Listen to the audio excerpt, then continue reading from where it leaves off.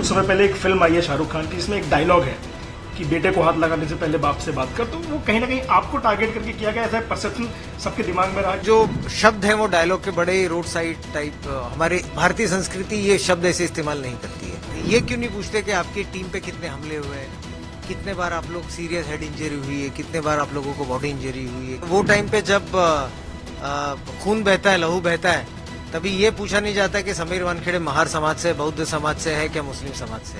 हर गर्व से राष्ट्र माँ की, अपने भारत माँ की सेवा किया हूँ, सर उठा के और गर्व से किया हूँ। मुझे क्षण क्षण का कोई भी रिग्रेट नहीं, 1% का रिग्रेट नहीं। विद मालाफाइड इंटेंशंस अगर मेरे पर एलिगेशन करता तो वो मेरे लिए एंटरटेनमेंट होता। That is an entertainment for me. वो टाइम पे तो काफी आरोप लगे थे मेरे ऊपर। क्या हुआ उस आरोपों का? मीडिया फ्रंट पे चलाती थी, Sameer Wankhede doesn't have a caste certificate, he doesn't belong to this caste. आज वो लोग कहाँ है और आज जो सवाल पूछने वाले कहाँ हैं? हमारे लिए तो सब केस सिमिलर होते हैं।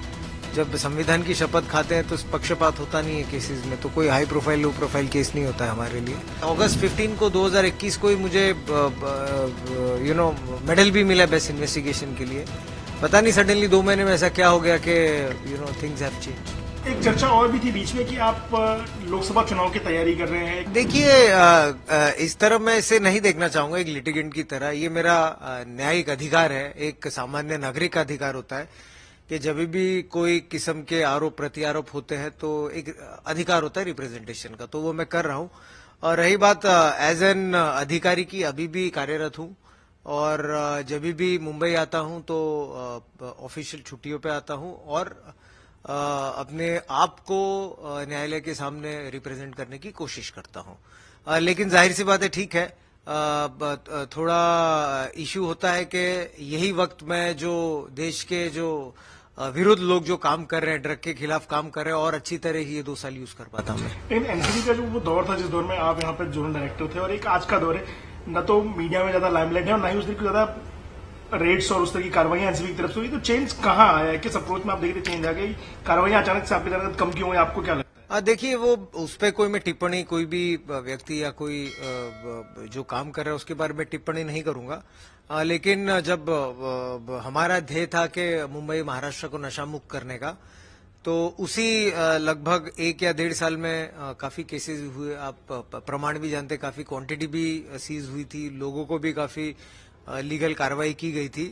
तो पहले जब एनसीबी में कार्यरत था तभी भी नशा मुक्त का एक ध्येय था, तो एनफोर्समेंट का रूप में हम लोग उसे क्लीन करते थे। अभी भी एक वही ध्येय है नशा मुक्त का, लेकिन अभी एनफोर्समेंट नहीं, अवेयरनेस के पार्ट में गांव-गांव और जिले-जिले में जाके एवरी सैटरडे संडे नशा मुक्त करने की कोशिश करता हूँ। 2020 और उसके आसपास का जो दौर था, 2-3-4 साल का, उस दौरान एनसीबी और एएनसी दोनों पे ये आरोप लगता था कि ज्यादा कार्रवाइयां नहीं हो रही। लेकिन जब एनसीबी की कार्रवाई बढ़ी तो एएनसी की कार्रवाई भी बहुत बढ़ गई।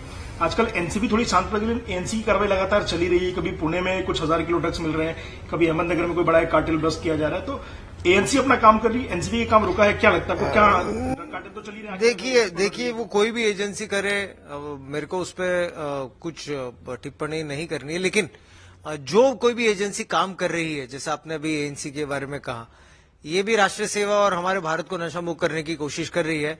और महाराष्ट्र, मुंबई, पुणे आप देखेंगे तो बड़े बड़े सीजर्स हो रहे हैं। तो ये देश के हित में, बच्चों के हित में और हमारे सबके हित में अच्छा काम हो रहा है। आपने जब एनसीबी में काम किया तो वो जो दौर था वो काफी विवादास्पद दौर रहा, आरोप काफी लगे, खासकर पॉलिटिकल फिगर्स जो थे ना, चाहे उस समय का सत्ता पक्ष रहा हो, जिसमें मंत्री नवाब मलिक से आपकी सीधी लड़ाई भी हुई, एक आधा बार कहा सुनी भी हुई पत्रकार परिषद के माध्यम से। तो वो जो दौर था, उस दौर में आपके जो आरोप लगते थे, आज आप उन आरोपों को किस तरीके से देखते हैं? देखिए, जो केस के संदर्भ में तो बात नहीं करूंगा, जो न्यायालयिक है, लेकिन बहुत ही घटिया प्रकार के आरोप भी होते थे। जैसा कि एक व्यक्ति है, उसकी कास्ट क्या है, उसकी जात क्या है, उसके माता कौन है, उसके पिता, बहुत घटिया किस्म के आरोप लगते थे। तो यही मैं देश की जनता और मीडिया को यही बताना चाहता हूँ टाइम पे, कि वो टाइम पे तो काफी आरोप लगे थे मेरे ऊपर। क्या हुआ उस आरोपों का? 1 साल के बाद में कास्ट स्क्रूटिनी कमेटी, हमारे जो माननीय, जो स्टेट गवर्नमेंट है हमारी माननीय, उसकी तरफ से जो सच्चाई 1 साल के बाद आई। लेकिन उस 1 साल में तो काफी आरोप लगना और ये सब प्रताड़ना वगैरह, ये सब काफी चीज हुई। तो आज आरोप के हुए क्या वो चीज के, मीडिया फ्रंट पे चलाती थी Sameer Wankhede doesn't have a caste certificate, he doesn't belong to this caste. आज वो लोग कहाँ हैं और आज जो सवाल पूछने वाले कहाँ हैं? तो जाहिर सी बात है कि घटिया प्रकार के, गंदे प्रकार के आरोप लगे, उससे निवारण भी हुआ, लेकिन उससे मुझे लगता है कि मेरा जो पॉजिटिव टाइम था और जो क्रिएटिव एक टाइम था कि देश की सेवा में और 1 साल कर सकूं मैं, तो वो चीज वेस्ट हुई मेरी। कास्ट डिस्क्रिमिनेशन का आरोप तो आपने डिपार्टमेंट के ऑफिसर्स पे भी लगाया, जिन्होंने आपसे सवाल जवाब किए थे आरोप लगने के बाद। तो उनका जो कास्ट डिस्क्रिमिनेशन था वो और जो पॉलिटिकल डिस्क्रिमिनेशन किया गया कास्ट के आधार पर, उसको आप किस तरह? देखिए रंजीत जी, कास्ट तो मैंने कभी आज तक मेरी 18 साल की सर्विस में मैंने तो कभी लाया नहीं था। 2021 के पहले किसको पता भी नहीं था कि कौन है, क्या अधिकारी है। जो कोई भी थोड़े बहुत लोग जानते थे सिर्फ के एक अच्छा अधिकारी जो राष्ट्रीय सेवा करते, यही थोड़े बहुत लोग जानते थे। कास्ट तो कुछ लोगों ने बीच में लेके आई है। मैं तो समीर वानखेड़े सिर्फ एक IRS ऑफिसर के नाम पे जाना चाहता था, कुछ लोगों ने इसको लेके आए हैं। जब लेके आए हैं तो फिर मैं अपना अधिकार जरूर इसके बारे में, और जो प्रताड़ना हुई है उसके बारे में जरूर न्यायालय से मदद मांगूंगा इस बारे में। इतना तो हम जानते हैं कि आप केस की मेरिट पे बात करने के लिए फिलहाल उस स्थिति में नहीं होंगे, आप केस की मेरिट पे बोल पाए, लेकिन केस का जो प्रोसीजरल हिस्सा है, जैसे केस के कौन कौन से केसेस हैं आपके जो पेंडिंग है मुंबई की कोर्ट में या दिल्ली कोर्ट में, अगर उनकी आप जानकारी हमें दे पाए कि फिलहाल किस स्टेज में है वो सारे केसेस? देखिए रंजीत जी, मैं कुछ भी नहीं कहना चाहूंगा केसेस के बारे में, क्योंकि मैं वहां पर कार्यरत नहीं हूं अभी। तो देर सर डेट्स पे क्या क्या फाइल आपने किया? नहीं, जितना मुझे, अगर आप कह रहे हैं जितना मुझे एक नॉर्मल, तो 2-3 साल हो गए इस चीज को, तो मुझे याद है कि 2020 से लेके 21 तक लगभग 357 अरेस्ट हुए थे गैंगस्टर्स और पेडलर्स के, और लगभग कुछ 120 से ज्यादा केस उस साल हुए थे।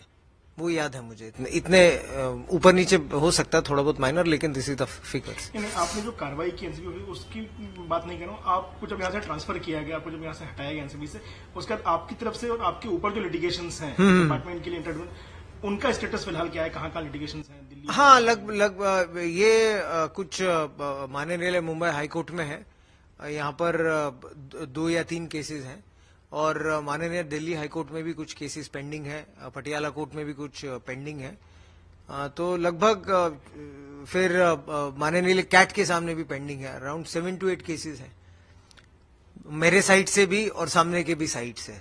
तो मुझे कोई, लेकिन इसमें कोई भी I don't feel anything about it कि एक कार्रवाई करने पे आपके पर 7-8 प्रकार की एजेंसीज और 7-8 प्रकार के केसेस सब अपना काम कर रहे हैं। लेकिन मुझे ये जरूर न्याय है इस सरकार पे भी, और हमारे जो एक भक्कम न्याय प्रणाली है उस पे भी, कि न्याय जरूर मिलेगा। सर, आज हम कोर्ट में हमने देखा कि जब मामला सुनवाई के लिए आया तो पिछली कई सुनवाइयों में ऐसा हुआ, हम देखते रहे कोर्ट में लगातार रहते हुए, कि सुनवाई नहीं हो पाती है और सीबीआई या ईडी के जो वकील हैं सरकारी वकील, वो अवेलेबल नहीं रहते, किसी कारण से वो अनुपस्थित रहते, तो मामला टल जाता है। आज भी वही हुआ, तो टाइम लंबा खिंच जा रहा है, आरोप आप पे लगाए गए लेकिन आरोप कोर्ट के सामने नहीं आ पा रहे हैं। मैं यही पहले भी ट्राई कर रहा था, मैं अनुरोध भी ये चीज की मैंने किया था कि जल्द से जल्द सुनवाई हो, क्योंकि जब कुछ आरोप लगते हैं तो मैं भी उसका जवाब बहुत ही इतनी इक्वल एक्साइटमेंट में देना चाहता हूँ, इक्वल अप फोर्थ होकर देना चाहता हूँ। कभी कभी डिले होता है तो निराशा भी जरूर होती है, लेकिन ये प्रक्रिया होती है, और फाइनली जैसा मैंने आपसे कहा है कि बहुत ही भारत की हमारे बहुत ही स्ट्रांग न्याय प्रणाली है, तो न्याय मिलेगा। थोड़ी देरी होगी लेकिन जरूर मिलेगा। ईडी और सीबीआई के जो केसेस दोनों कनेक्टेड केसेस है, क्योंकि सीबीआई की केस को प्रेडिकेट ऑफेंस बनाया है ईडी ने, तो आपने दोनों ही मामलों को चैलेंज किया है। तो उन केस की मेरिट्स पे नहीं, लेकिन आपकी जो भूमिका है इन केसेस में, जो आप कहना चाहते हैं वो हमें कह सकते हैं। केस की मेरिट्स पे बात नहीं करें तो भी चलेगा। देखिए, केस के बारे में मैं कुछ भी नहीं कहना चाहूंगा, लेकिन वो एजेंसी अपनी काम कर रही है। जो उनको जो लिख के भेज देते हैं, एनीथिंग इन राइटिंग देते, तो उनको वो भी वेरीफाई करना पड़ता है। तो मेरी शुभकामनाएं उनके साथ में, वो अपना काम करें, मैं मेरा काम करूंगा। एक चीज आपसे हम और जानना चाहेंगे कि आप, चूंकि इस तरह के कई सारे केसेस हैं जिनकी समय में तारीख पड़ती है, कभी हफ्ते भर बाद, कभी 2 हफ्ते बाद, तो आप एक सर्विंग ऑफिसर है, तो कभी दिल्ली की कोर्ट, कभी मुंबई की कोर्ट, छुट्टी लेके आपको आना पड़ता है। बिल्कुल। तो अगर ये केसेस जल्दी निपटेंगे तो शायद सरकार का भी फायदा हो कि सरकारी अधिकारी को बार बार छुट्टी नहीं लेनी पड़ेगी। बिल्कुल, ये बात सही है कि थोड़ा जो छुट्टियां लेनी पड़ रही है और राष्ट्र की सेवा में ज्यादा समय मेरा जाएगा इसमें, तो ये जरूर है कि थोड़ी दिक्कत होती है छुट्टियों के लिए भी, और समय भी इस चीज में जाता है। और विशेषता आपको जब ये लगता है कि जब आप निर्दोष होते हैं और उसके बावजूद भी आपको करना पड़ता है। बट नॉनदलेस जितना भी देरी हो न्याय जरूर मिलेगा, आशंका है मुझे। बिल्कुल आशंका नहीं है कि न्याय नहीं मिलेगा, मुझे पूर्ण विश्वास है। एक चर्चा और भी थी बीच में कि आप लोकसभा चुनाव की तैयारी कर रहे हैं, किसी तरह राजनीति में आना भी कहीं ना कहीं आपके दिमाग में है, बैक ऑफ द माइंड कि आप राजनीति में आकर के भी अपना भाग्य आजमाना चाहते हैं, तो उस विषय में कुछ कहेंगे?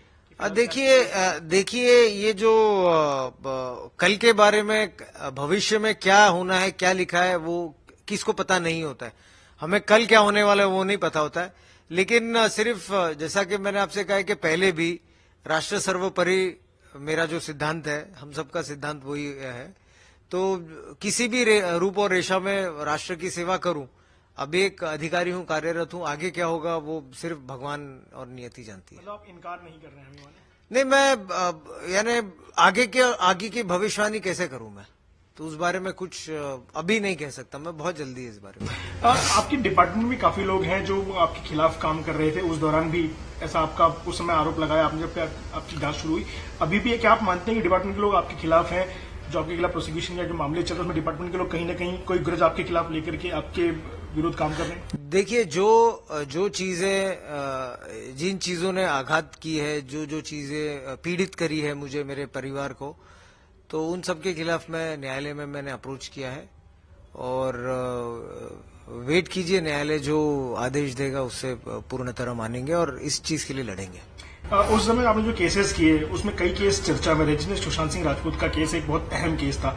2 केसेस थे, 15 ऑफ 2020 और 16 ऑफ 2020। इन 2 केसेस से काफी ज्यादा लाइमलाइट में आया एनसीबी, और आपके नाम की भी काफी चर्चा, आप उस समय बात भी करते रहे। तो उन केसेस की फिलहाल क्या स्थिति है, केस नंबर 15 ऑफ 2020 और 16 ऑफ 2020? देखिए, जैसा मैंने कहा है कि इन दोनों केसेस के बारे में मुझे कुछ जानकारी है नहीं अभी। 3 साल हो गए एनसीबी छोड़ के। और केस नंबर जो 15 आपने जो कहा है उसमें तो कभी मैं था, मुझे कुछ उस बारे में नॉलेज भी नहीं है।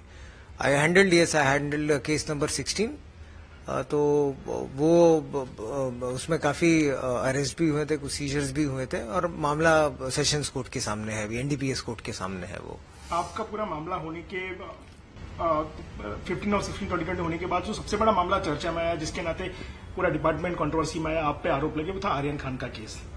उस केस में आप पे लगा कि आप शाहरुख खान के बेटे हैं, इसलिए आपने उनको टारगेट किया और इसलिए पूरा केस तैयार किया गया। और आज वही मामला है जो विवाद इतना लंबा खिंच गया कि आपकी सर्विस तक पे बनाई है, एक तरीके से देखा जाए तो। उस मामले को आप अपने लिहाज से कैसे देखती, जब वो मामला शुरू हुआ और किस तरीके से आगे बढ़ा, उस पर आप जितना भी हमें बता पाए अगर? नहीं, देखिए रंजीत जी, मेरे लिए सब केस एक तरह है।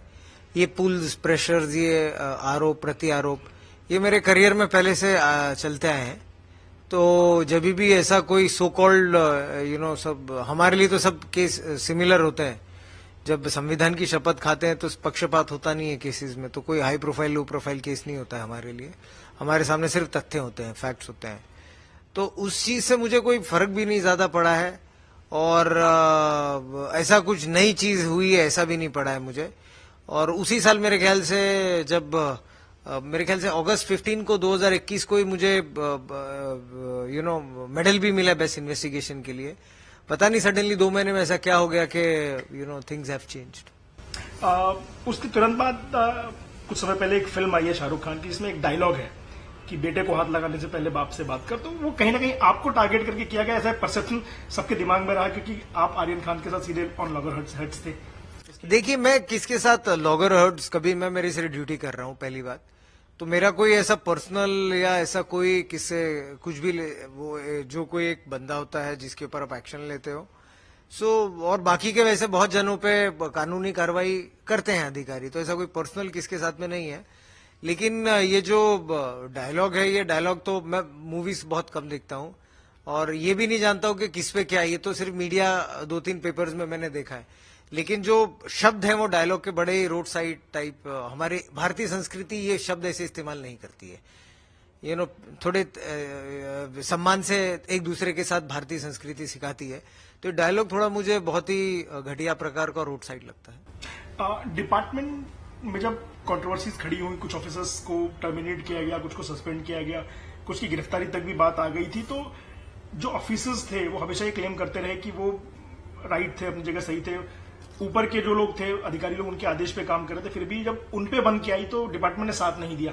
आप भी उनमें से एक थे, तो कुछ रंज है डिपार्टमेंट का सहयोग ना मिलने को लेके? देखिए मैं इस पे कोई टिप्पणी नहीं करूंगा। जैसा कि मैंने कहा है कि जो मेरे प्रॉब्लम्स होंगे, जो मेरे इश्यूज होंगे, जो मुझे लड़ना है मैं न्यायालय में लड़ूंगा। I would not like to make any statement in that. और ये सब मामले न्यायालय के सामने अभी समाधीन है और उसमें वी एक्सपेक्ट के we get some decision in that and justice in that.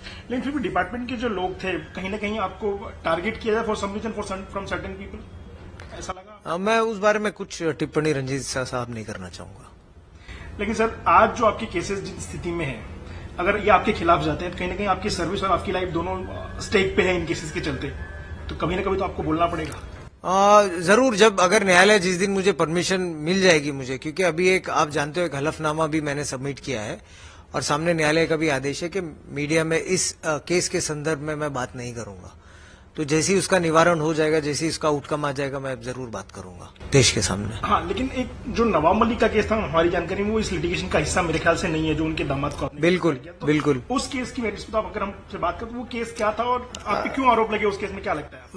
देखिए वो केस तो अगेन सेशंस कोर्ट में अभी भी पेंडिंग, एनडीपीएस कोर्ट में पेंडिंग है। उसमें एग्जैक्टली अभी ट्रायल हो रहा है नहीं हो रहा है, I don't know about it. लेकिन हाँ जरूर इतना पता है कि कुछ कार्रवाइयां हाईकोर्ट से भी कुछ परमिशंस रिजेक्ट हुए और अभी सेशंस कोर्ट में केस चल रहा है वो। और अगर मुझे ऐसा लगता है कि जो जब ट्रायल पे मैटर चलता है तो वो अधिकारी जिसने केस बुक किया उस पर टिप्पणी नहीं करना चाहिए, नहीं तो इट गेट्स इन्फ्लुएंस्ड बेसिकली। एक सवाल हम आपसे जानना चाहेंगे कि आर्यन खान केस हो या जो उससे पहले के केसेस थे, केस नंबर 15 ऑफ 2020 और 16 ऑफ 2020, उनमें बहुत सारे आरोप लगे थे कि पैसे की लेन देन हुई है, चाहे किसी को गवाही के लिए बुलाया गया हो, चाहे किसी को आरोपी बनाने की बात रही हो, हर मामले में पैसे का लेन देन चलता और खुलेआम चलता था, ऐसे आरोप हर तरफ से लगते थे। उस पर आपको स्टेटमेंट करना चाहेंगे जो पैसे के लेन देन का आरोप लगातार सारे बड़े हाई प्रोफाइल केसेस में लगा एनसीबी के उस दौर के? देखिए मुझे तो जितना मुझे पता है कि मैं सिर्फ क्राइम नंबर 16 हैंडल किया था और उसमें तो उसी केस में नहीं, बाकी के जितने भी केसेस हमने बुक किए with all honesty and integrity, with all heart हमने काम किया। तो मुझे ये चीज में और बाकी का दूसरा केस के बारे में मैं टिप्पणी नहीं करना चाहता हूँ क्योंकि मुझे इस केस के बारे में पता नहीं है जो आप कह रहे हैं फिल्म सर, वो I am not aware of that.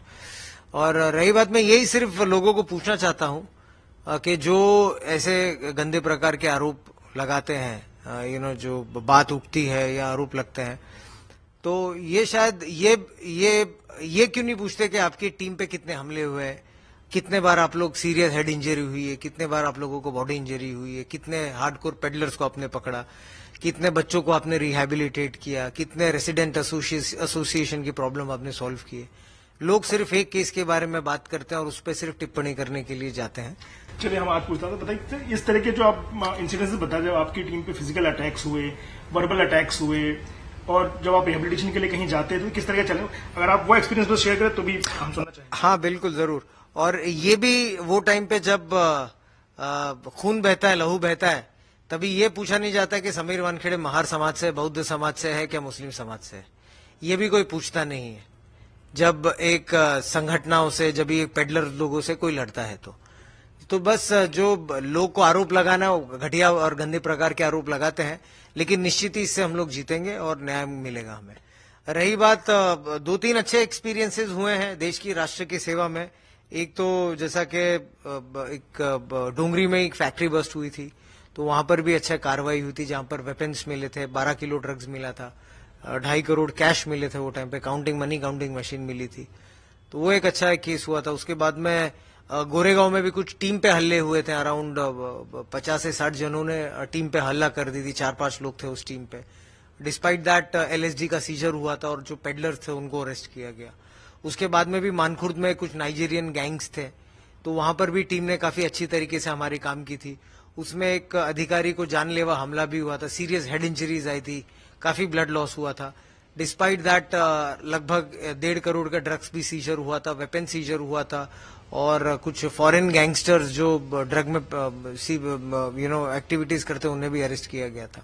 तो बहुत सारे ऐसे लगभग 14 या 15 गैंग्स को उस समय हमारी टीम ने लीगली उनके ऊपर कार्रवाई की थी। तो वो टाइम पे कोई इस बारे में किसने कोई पूछता नहीं, जस्ट जो हमारे करियर के छोटे छोटे केसेस होते हैं उस बारे में लोगों को ज्यादा दिलचस्पी होती है, कुछ लोगों को। आपने जो कहा, क्या उससे अंदाजा लगाया कि आप आर्यन केस और जो बाकी स्टार्स केस को छोटा केस मानते बाकी कंपेरिजन में? देखिए, सब काम एक ही होता है, चाहे वो 1 ग्राम पकड़े या 1 टन पकड़े। हम तो ये भी कि कुछ जिम्मेदार लोग भी ये कहते थे कि सिर्फ ग्राम्स पकड़ते हैं, लेकिन मैं यही कहना चाहूंगा उनसे कि हमने 6 टन भी पकड़ा है एक टाइम पे, और लगभग टोटल अभी तक 17,000 किलो ड्रग्स का सीजर कर चुके हैं। तो का बता रहे हैं आप? मैं मेरे टेन्योर का, मैं मेरे करियर का बोल रहा हूँ, around 17 tons of drugs we have caught. So और दूसरी बात है कि ये भी कभी कभी लोग क्रिटिसाइज हमें करते हैं कि एनसीबी, जब मैं एनसीबी में था तो हमारा काम ग्राम पकड़ना नहीं है ये, तो हमने उसमें वो टाइम पे भी टन्स में भी पकड़ा है और ग्राम्स में भी पकड़ा है। अगर एनडीपीएस एक्ट ड्रग्स को हर प्रकार से प्रोहिबिट करता है, तो चाहे 1 ग्राम हो या 1 टन हो, पकड़ना तो पकड़ना है। और जो गरीब घर में, जो परिवार में जब बच्चा ड्रग्स पीता है तो वो टन्स नहीं पीता है, ग्राम पकड़ता है, ग्राम पीता है। तो एक जिंदगी बचाने के लिए चाहे वो 1 ग्राम हो या 0.1 ग्राम हो, हम लोग कार्रवाई करेंगे इस पे। जो किया वो सही कार्रवाई की। आपको लगता है कि आपका जो एनसीबी का टेंडर था, आपको उसको लेके कोई रिग्रेट नहीं है? आपने जो कुछ चाहा, जितना चाहा उतना किया आपने? मुझे मेरे पूरे जीवन में कोई भी चीज का रिग्रेट नहीं है। हर गर्व से राष्ट्र माँ की, अपने भारत माँ की सेवा किया हूँ, सर उठा के और गर्व से किया हूँ। मुझे क्षण क्षण का कोई भी रिग्रेट नहीं है, 1% का रिग्रेट नहीं है। आपसे काफी कुछ जाना है, आप चूंकि हर किसी को कह रहे हैं कि केस के मेरिट्स में शामिल है तो आप उस पर बात नहीं कर रहे हैं, लेकिन आपके जो एलिगेशंस हुए हैं, पॉलिटिशियंस ने किए हैं, फिल्म स्टार्स ने किए हैं, कुछ सोशलाइट्स लोगों ने भी किए जो सोसाइटी में बड़े नाम रखते हैं, पेस्ट्री के लोग, उनका जो एलिगेशन था आप उसको पर्सनल देखते थे या इन जनरल कवर देखते थे? वो मैं नहीं, वो एलिगेशंस मुझे देखिए, मैं एक सरकारी अधिकारी हूँ, तो लोगों का दायित्व बनता है प्रश्न उठाने के लिए, तो मैं उसका अच्छी तरीके से जवाब भी दे चुका हूँ। रिगार्डिंग बाकी के भी जो मेजर एलिगेशन, सबका जवाब दे चुका हूँ। ऐसा नहीं है कि कोई जवाब नहीं दे चुका हूँ, लेकिन जब कोई विथ मालाफाइड इंटेंशंस अगर मेरे पर एलिगेशन करता है तो वो मेरे लिए एंटरटेनमेंट होता है। That is an entertainment for me, और मैं उसे एंटरटेनमेंट की तरह ही देखता हूँ। अब यहां से आपका प्लान ऑफ एक्शन क्या होगा? तमाम सारे लीगल केसेस हैं आपके पास, सरकारी नौकरी में आप है, आपकी वो जिम्मेदारी भी है, फैमिली भी आपके साथ है, और आपकी फ्यूचर एस्पिरेशंस भी हैं, एम्बिशंस भी होंगी, तो कैसे मैनेज करेंगे चीजों को? यहाँ से आपका देखिए, पहले क्या था कि अपने भारत माँ के लिए लड़ रहा था, राष्ट्र के लिए लड़ रहा था। अभी जो आदमी राष्ट्र के लिए लड़ सकता है वो अपने लिए भी बखूबी तौर पर लड़ सकता है। तो मैं अभी अपने लिए लड़ रहा हूँ, अपने समाज के लिए लड़ रहा हूँ, अपने परिवार के लिए लड़ रहा हूँ और अपने सम्मान के लिए लड़ रहा हूँ। तो जो राष्ट्र के लिए लड़ सकता है तो ये चीजों के लिए भी लड़ सकता है और बखूबी लड़ सकता है।